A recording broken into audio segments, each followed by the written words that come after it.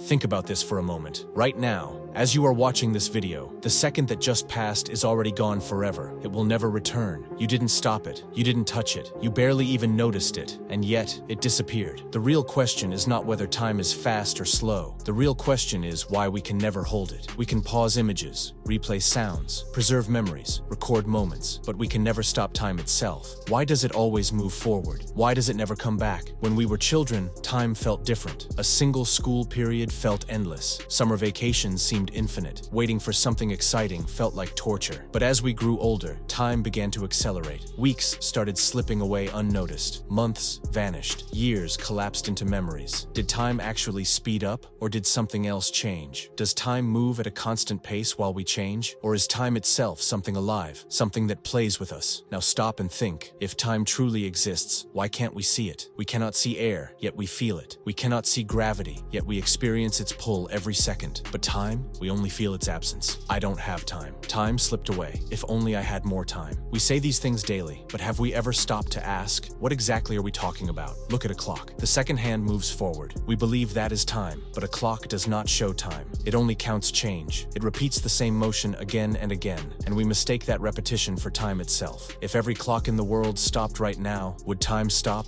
No. The sun would still rise and set. We would still age. Objects would still decay. Time does not depend on clocks. So what is it? Science tells us that time is not a thing. It is a way to measure change. But this answer sounds simpler than it actually is. Because if time is just change, then why does change always move in one direction? Why does broken glass never reassemble itself? Why does cold tea never heat itself up? Why do we grow old instead of young? This is where we face an uncomfortable truth. Time has a direction. Physicists call this direction the arrow of time, an arrow that points only forward. But who decides which way it points? Why is the past behind us and the future ahead of us? Why can we remember yesterday but not tomorrow? If time were a road, why can we only walk one way? Here the story becomes deeper, because the answer is not hidden in clocks or calendars, but in our kitchens, our bodies, and our brains. Notice how everything naturally moves toward disorder. A clean room becomes messy. Structures decay. Things fall apart more easily than they come together. Science calls this entropy, disorder, and this is the force that pushes time forward. But here comes the twist. Most laws of physics work the same whether time moves forward or backward. If time suddenly reversed, most equations would still work perfectly. So why does entropy behave differently? Why does disorder increase only in one direction? The answer lies at the very beginning of the universe, the Big Bang, a moment when everything was incredibly ordered. Energy, matter, laws, all balanced in an almost impossible state. From that moment onward, entropy began to increase. Disorder spread, and with it, time started moving forward. Time is not something separate. It is a consequence of the universe changing. Now pause here. If time began with the universe, what existed before it? This question breaks the mind, because the word before itself requires time. If time did not exist, there was no before. This is where science becomes silent, and the human mind becomes restless. Now turn inward, because time does not exist only out there in the universe. It exists inside you. Your brain experiences time. It constructs it. It stretches it. Memories always point backward, never forward. We can imagine the future, but we cannot remember it. Why? Because memory itself depends on entropy. Neurons change. Chemical traces form.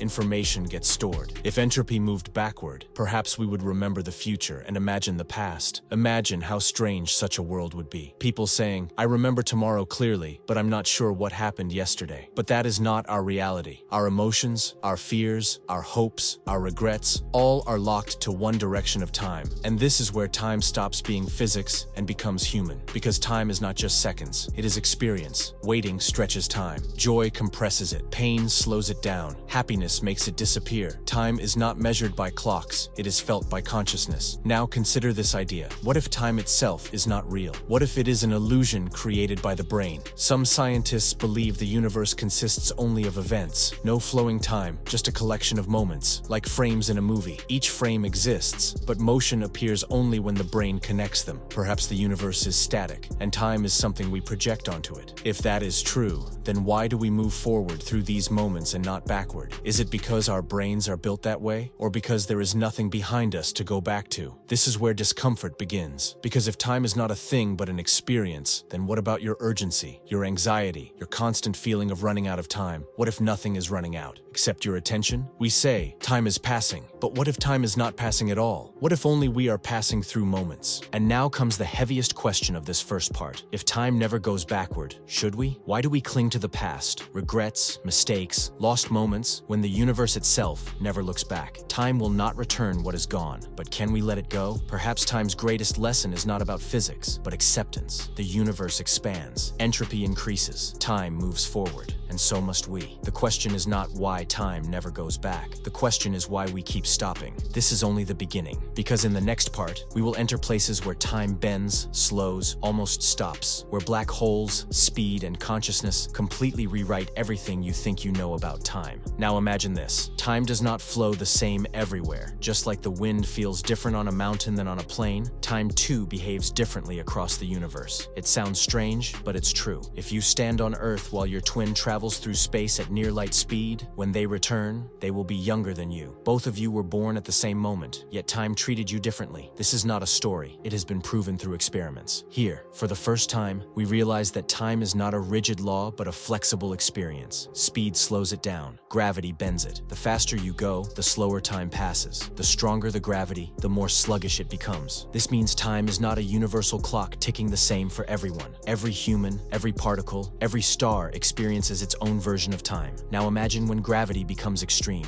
Black holes, places where time and space lose their identities. To an outside observer, objects falling into a black hole appear to freeze in time, stretched into eternity. But for the one falling inside, everything feels normal until it's over. This paradox terrifies us. It means time is not objective. It depends on your position, your speed, and your perspective. So, if time is different everywhere, which is the real time? Perhaps there is none. Maybe time is just the relationship between events, one event before another. That's time. When events shift, time shifts. Now we reach a place where the mind falters. If time is not fixed, then the future is not fixed either. If the future is not fixed, then the direction of our lives is uncertain. Yet it always feels like the future is open while the past is closed. Why? Why can't we change the past? If time is a dimension, why can't we move freely in it like we do in space? Why is time travel only fiction? One explanation is that we are inside time, made of time. Our bodies, our brains, our memories, they all flow in one direction. We are carried along the current called time. Moving against it is nearly impossible. And then there is consciousness. We experience time. We know what now is, but what is now? A single moment that vanishes the instant you try to hold it. The present always slips through your fingers. Some scientists say that now doesn't even exist. The universe is a collection of events, all at once. Past, present, future, all coexist. The difference is that our minds experience them in a sequence, like a book with all its pages visible, but we read one page at a time. The story does not change, only our perception does. If this is true, it's a frightening idea. It suggests that your birth, your death, every mistake, every victory already exist. You are living them, not creating them. You are not an actor, you are an audience. But still, we feel like we make choices. We feel guilt, regret, pride. If everything is predetermined, why do we feel anything? Maybe because experience itself is real, even if the story is written. A movie's ending is fixed, but while watching it, emotions are genuine. We laugh, we cry, we fear. Knowing the ending won't change what we feel. Life might work the same way. Now apply this to your own life. You say, I don't have time. But do you really not have time, or do you lack attention? You say, I wish I hadn't done that. That day, that action, it still exists somewhere in the universe. It hasn't gone anywhere. Only you have moved forward. Time doesn't teach us. We learn from it. Time doesn't fix us. We evolve along with it. This subtle distinction changes everything about how we live. Now we reach the ultimate twist, the most important question.